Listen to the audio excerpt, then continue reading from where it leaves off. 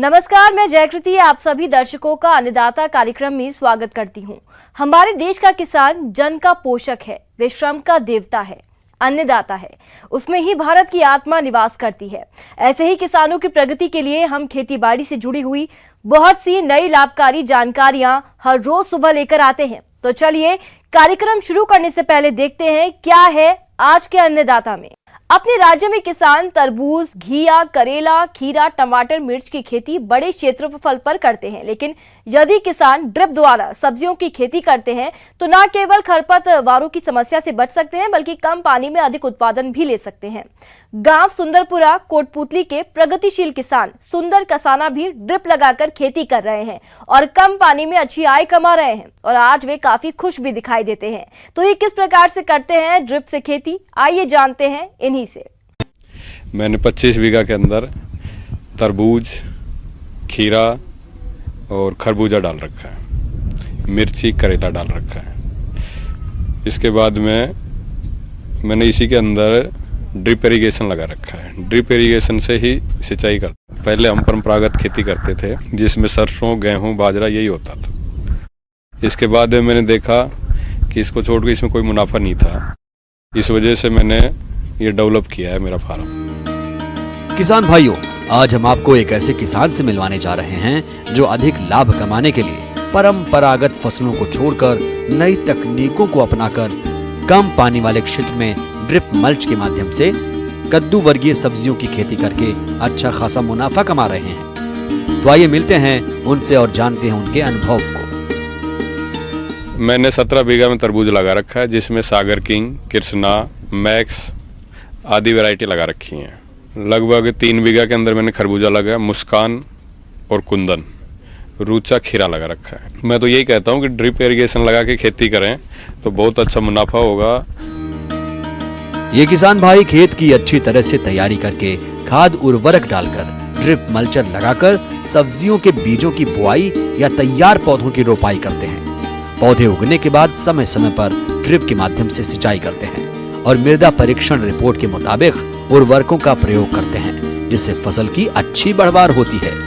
चूँकि ये किसान भाई मल्च लगाकर खेती करते हैं जिससे खेत में खरपतवारों की समस्या बहुत कम होती है और फसल की बढ़वार अच्छी होती है जिससे पैदावार भी ज्यादा मिलती है। ड्रिप इरिगेशन से मैं इसमें पूरा सिंचाई करता हूँ जिसमें पहले मेरे पास में 2 बोरिंग थी। 2 बोरिंग से मेरे पूरे 25 बीघा में पूर्ति नहीं होती थी। मैंने ड्रिप लगवा के अब 2 दिन के अंदर मैं पूरी खेती कवर कर लेता हूँ। 70% पानी की बचत है मेरे यहाँ पे। मैं तो यही कहता हूँ कि ड्रिप इरिगेशन लगा के खेती करें तो बहुत अच्छा मुनाफा होगा और इससे फायदा भी होगा, किसान को फायदा होगा, जल स्तर ऊंचा आएगा, वेस्टेज जो पानी जाता है वो बचेगा। अब एक नजर डालते हैं ये किसान भाई अच्छी पैदावार लेने के लिए फसलों का प्रबंध किस तरह से करते हैं और ड्रिप मल्च लगाने में उनको अनुदान कितना मिला और फसलों में इसका उपयोग कैसे करते हैं वह इस प्रकार से है। ये ड्रिप इरिगेशन से इस पे सबसे पहले तो जो 9 बीघा के आसपास मतलब सिंचित तो होनी चाहिए 5 बीघा और उससे नीचे यदि हो तो वो लघु सीमांत किसान आता है उसमें तो 50% इसका अनुदान है जिसमें मैंने 50% इसका अनुदान मिला है। जो पूरा 6 हेक्टेयर भूमि के अंदर मैंने पूरा कवर कर रखा है ड्रिप इरिगेशन। इसमें फ़ायदा ये है कि अपन जब मेडिसिन कुछ देते हैं जैविक तो यहीं से चला जाता है, इसमें कोई प्रॉब्लम नहीं है, पानी वेस्टेज नहीं जाता, खरपतवार नहीं होती, मतलब जहाँ पानी चाहिए वहीं पे पानी पहुँचता है। हाँ जी, ये अपन ने सीधा बोरिंग से कवर कर रखा है, इसको जोड़ रखा है। यहाँ से सीधा इधर आता है, ये हाइड्रो में आता है। ये एक वाल है जिससे पानी वापस नहीं आता है। इसके बाद में इसमें मिट्टी, बजरी जो कण है जो यहीं रुक जाते हैं। इसके बाद में सीधा ये फिल्टर है, इसमें पत्थर के कण या ऐसा जो बाहर वेस्टेज कुछ नहीं जाता। इसके बाद में अपन इधर दवाई दे देते हैं जो जैविक को देते हैं, इसको मैंचुरी बोलते हैं इसको। ये इससे ऊपर चढ़ा लेते हैं, ये इसका वाल है जो इसको अपन वैसे करते हैं तो ये वापस उठा लेता है। इस तरीके से ये ड्रिप सिस्टम काम करता है। आज बढ़ती बेरोजगारी को देखते हुए ये जरूरी है कि बदलते समय की मांग के अनुसार व्यवसायों को अपनाया जाए तभी अच्छी आमदनी मिलेगी। अगर रंगीन मछलियों के पालन की बात करें तो ये व्यवसाय अच्छी आय का जरिया बनता जा रहा है। अगर आप भी रंगीन मछलियों का पालन करना चाहते हैं तो इसकी शुरुआत आप कैसे करें, इस बारे में जानकारी दे रही हैं मत्स्य विशेषज्ञ डॉक्टर इप्सिता विश्वास। छोटी मछली के प्रजनन एवं पालन हम लोग के देश में अभी बहुत जागरूकता फैला रहा है, क्योंकि एक्वेरियम तो पहले से ही बहुत लोग रखते थे, पर इसका प्रचार और इसकी महत्व अभी धीरे धीरे ज़्यादा हो रहा है। अब एक्वेरियम आपको सजाने के लिए आपको क्या चाहिए, पहले आपको जानकारी लेना है कि एक्वेरियम कौन से साइज़ प्रकार के होते। एक्वेरियम 3 प्रकार के होते, एक तो मीठा पानी का एक्वेरियम, एक है ब्रैकिश वाटर मतलब मीठा पानी और सामुद्रिक पानी को मिलाकर एक एक्वेरियम बनते हैं, और एक बनता है सामुद्रिक एक्वेरियम। फ्रेश वाटर एक्वेरियम ही ज़्यादातर प्रचलित है। शहरों में एक्वेरियम छोटे आकार से लेकर बड़े आकार तक के होते हैं। बाजार में 15 इंच से 15 फीट तक साइज के एक्वेरियम उपलब्ध हैं। सबसे छोटे साइज का एक्वेरियम 12 गुणा 6 इंच का होता है।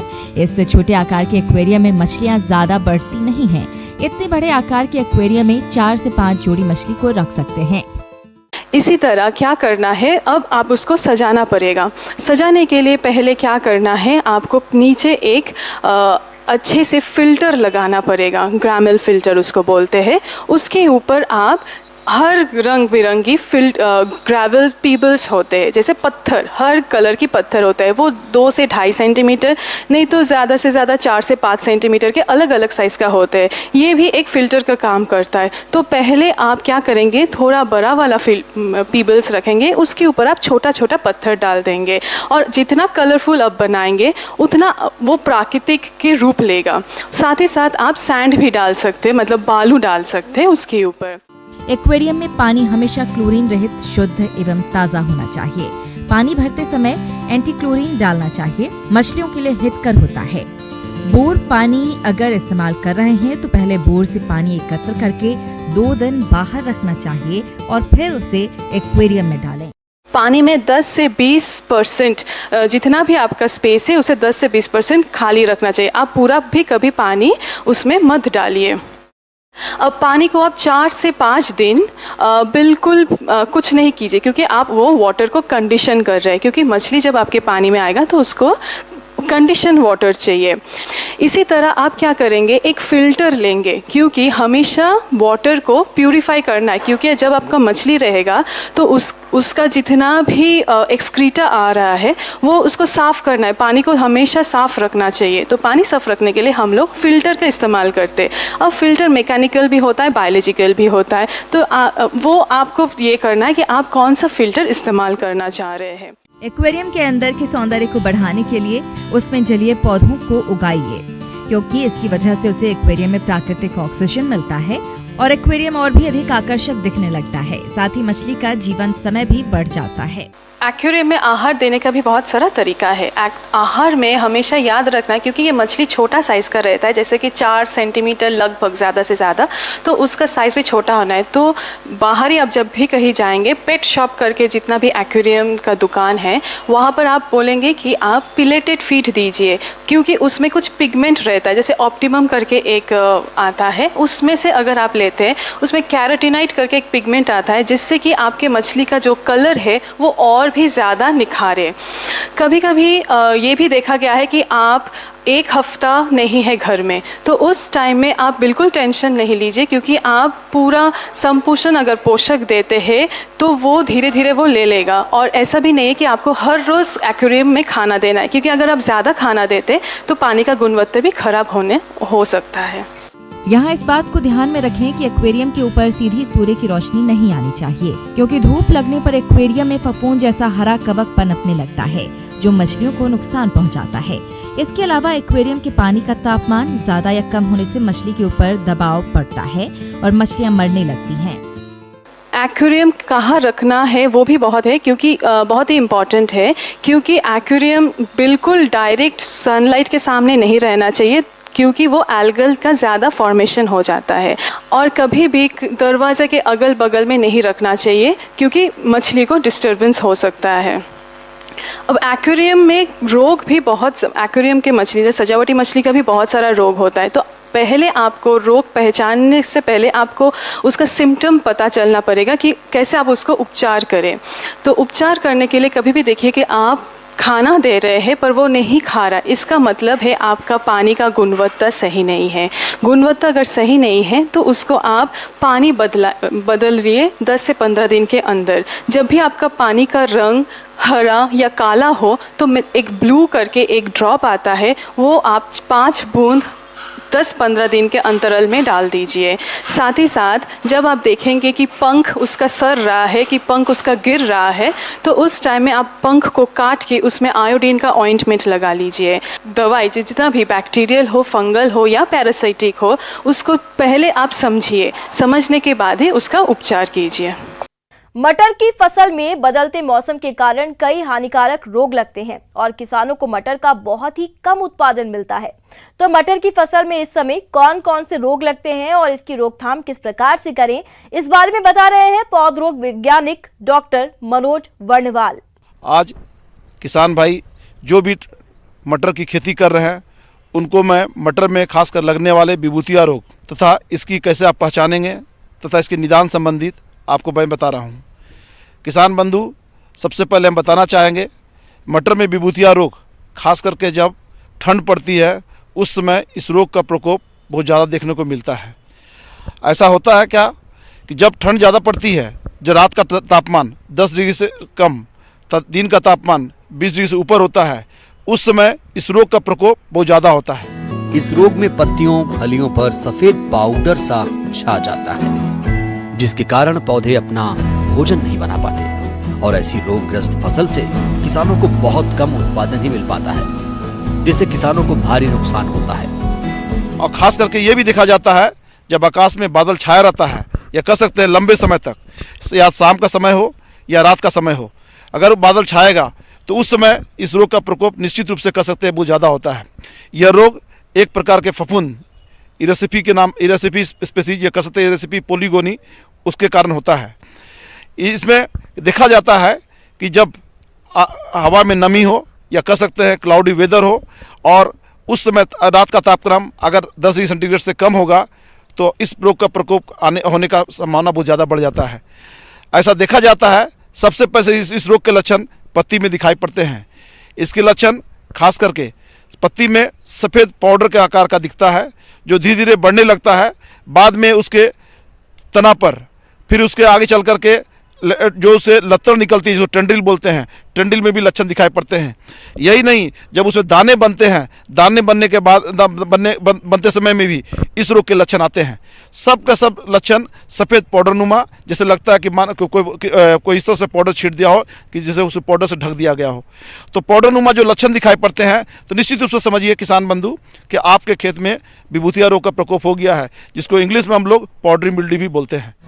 मटर की फसल में इस रोग के कारण काफी क्षति होती है, तो इस नुकसान को देखते हुए जरूरी हो जाता है कि आप समय पर रोग की पहचान कर नियंत्रण के उपाय अपनाएं। तो किस प्रकार से करें मटर की फसल में इस रोग का नियंत्रण, चलिए ये भी आपको बताते हैं।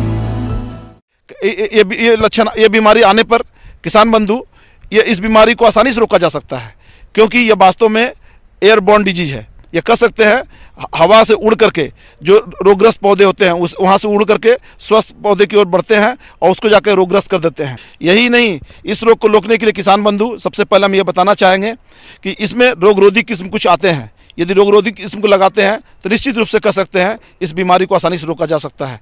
ये जैसे इसके लिए बहुत अच्छा है, एक रचना नाम की वैरायटी है जिसमें वास्तव में रोगरोधी क्षमता है। उस वैरायटी को लगाने पर इस बीमारी का प्रकोप नहीं होता है।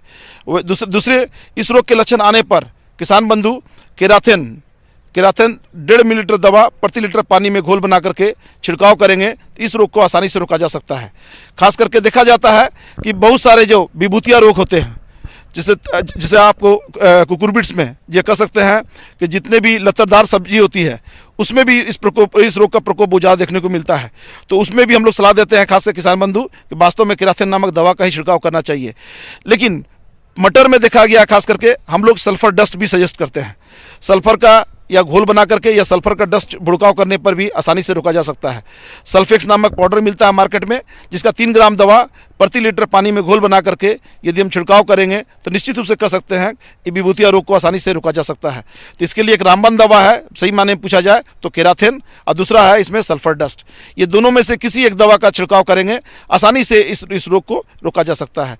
तो मेरी इस बात को यदि ध्यान रखेंगे तो निश्चित रूप से किसान बंधु आपको ज़्यादा से ज़्यादा उपज मिलेगा, क्योंकि देखा जाता है अगर ये रोग आपके खेत में आएगा तो पूरा पौधा हरा भाग जो होता है वो सफ़ेद हो जाता है, परिणाम स्वरूप प्रकाश संश्लेषण क्रिया नहीं ठीक से नहीं हो पाती है, और जिसके फलस्वरूप ये कह सकते हैं उपज में भारी कमी आती है। तो इसीलिए किसान बंधु इस रोग का लक्षण दिखने पर यथाशीघ्र आप खास करके केराथिन या सल्फेक्स पाउडर का घोल बना करके छिड़काव करेंगे तो निश्चित रूप से इस बीमारी को हम आसानी से कंट्रोल कर सकते हैं।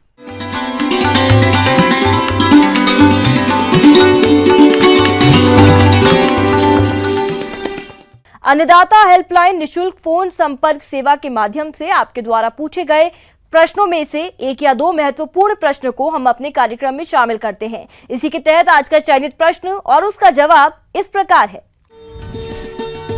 आज के निशुल्क अन्नदाता हेल्पलाइन में जिस प्रश्न को कार्यक्रम में शामिल किया गया है उसे पूछा है गांव अड़दपुरा, जिला जयपुर के किसान अमर सिंह ने। आप दाल मिल पर जानकारी चाहते हैं। आपकी जानकारी के लिए प्रस्तुत है कार्यक्रम का यह अंश।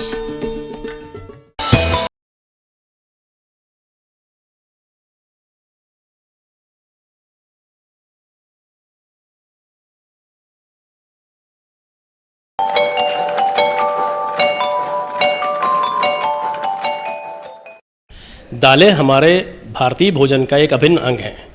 हमारी थाली में दाल चावल, दाल रोटी, डोसा, इडली, सांभर का एक अमूल्य स्थान है। बिना दालों के लिए बिना हम अपने भोजन की कल्पना भी नहीं कर सकते। भारतीय दल अनुसंधान संस्थान ने कुटीर स्तर पे दाल के मिलिंग के लिए एक लघु दाल चक्की विकसित की थी। ये रबर स्टील डिस्क से बनी हुई मिल, इसमें इसकी क्षमता 1 घंटे में 1 क्विंटल प्रति घंटा करीब ये दाल की मिलिंग करती है। और जैसे हम लोग घरों में दालों को बनाते हैं कि भिगोते और सुखाते हैं, भिगोने और सुखाने से क्या होता है, छिलके की पकड़ कम हो जाती है और इसके बाद हम इसको पत्थर की चक्की से दर लेते हैं। दरने के बाद इसको हम सूप से उड़ा देते हैं। जितना भाग उड़ जाता है वो भूसी चूनी के रूप में निकल जाता है और जो मिल जाता है वो हमारी दाल कहलाती है। इसी घरेलू स्तर पर अगर हम बनाते हैं तो हम 1 घंटे में 10 किलो, 5 से 10 किलो के बीच में बना सकते हैं। जबकि अगर हम इसको छोटी सी मोटराइज्ड मिल से अगर बनाते हैं तो हम 1 घंटे में 1 क्विंटल के करीब बना सकते हैं। मिनी दाल मशीन छोटे किसानों के लिए काफी उपयोगी साबित हो सकती है। अभी तक अधिकांश किसान दालों का उत्पादन करके सीधे मंडी में भेजते हैं, जिससे कम दाम मिलता है। अगर किसान दाल की प्रोसेसिंग करके उसे बेचेंगे तो अधिक कीमत प्राप्त कर सकते हैं। भारतीय दल अनुसंधान संस्थान द्वारा विकसित चक्की में रबर और स्टील डिस्क की 2 ऊर्ध्वाधर डिस्क होती हैं। इनके बीच का गैप हम दालों के हिसाब से कम या ज़्यादा कर सकते हैं।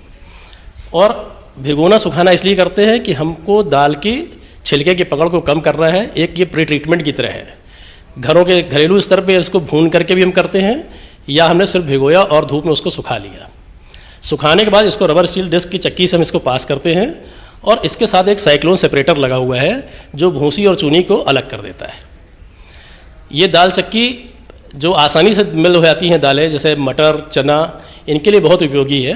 अरहर के लिए थोड़ा सा इसको भिगोने का समय थोड़ा सा ज़्यादा मांगता है और इसी चीज़ को ध्यान, और इसमें क्या है कि वर्टिकल डिस्क होने की वजह से इनके बीच का गैप जो है फिक्स होता है। जब अगर छोटे दाना कोई आता है तो वो खड़ा ही निकल जाता है, उससे दाल की क्वालिटी ख़राब हो जाती है। इसलिए भारतीय दल अनुसंधान संस्थान ने एक इम्प्रूव दाल मिल का निर्माण किया। इसी चक्की में हमने एक ग्रेडर को ऐड कर दिया है।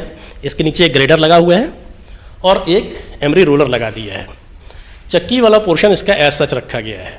ये IIPR मिनी दाल मिल के नाम से कमर्शियली अवेलेबल है और इसकी लागत करीब 90 से 95 हज़ार के बीच पड़ती है। इसकी परचेज़ के लिए आप भारतीय दल अनुसंधान संस्थान में आप संपर्क कर सकते हैं। सबसे पहले ग्रेन को हम, जो कच्चा माल आता है उसको हम ग्रेड कर लेते हैं। ग्रेड करने से क्या होता है, हमको एक बराबर के दाने मिल जाते हैं और इन दानों को जब हम एमरी रोलर से पास करते हैं तो उसको पिटिंग कहते हैं। तो दानों पे एक खरोंच सी पड़ जाती है। तो हम जब खड़े दाने को, अरहर के खड़े दाने को हम रात भर भिगोते थे, 8 घंटे करीब भिगोते थे। पिटिंग के बाद हम दाने को सिर्फ 2 घंटे भिगोते हैं। भिगोने और सुखाने के उपरांत हम इसको रोलर से नहीं पास करते, क्योंकि जिन दानों का छिलका उतर गया है उनका घर्षण की वजह से पाउडरिंग बढ़ती है और हमारी मिलिंग रिकवरी कम हो जाती है। दूसरा पास हम लोग रबर और स्टील डिस्क की चक्की से करते हैं। इससे क्या है कि हमारा जो दो छिलका उतारने की प्रक्रिया और दाल को तोड़ने के 2 भाग में विभाजित करने की प्रक्रिया चक्की से हम लोग करते हैं। साइक्लोन की सहायता से ये अलग हो जाता है।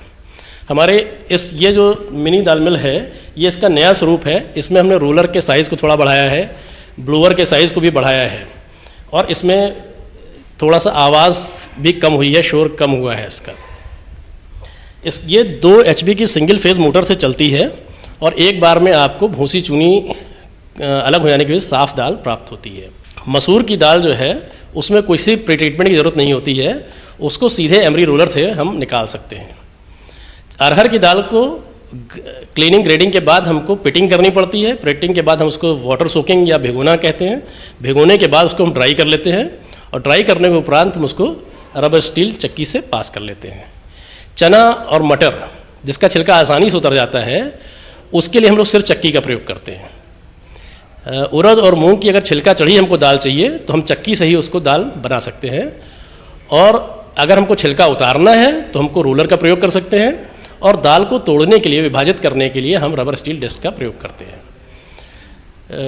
मसूर का छिलका आसानी से उतर जाता है और उसको सिंगल पास में हम एमरी रोलर के ऊपर से जब पास करते हैं तो उसकी दाल बन जाती है। मलका मसूर प्राप्त करने के लिए ये एक आसान तरीका है। और उड़द मूंग को अगर हमको धुली हुई मूंग बनानी है या उड़द बनानी है तो उसके लिए पहले हम रोलर से उसको पास करके उसका छिलका उतारते हैं और तोड़ने के लिए हम रबर स्टील डिस्क चक्की का प्रयोग करते हैं। इस मशीन को बिजली और ट्रैक्टर द्वारा आसानी से चलाया जा सकता है। इसमें से उत्तम दाल आप होलसेल मार्केट में आसानी से बेच सकते हैं और अधिक से अधिक लाभ प्राप्त कर सकते हैं।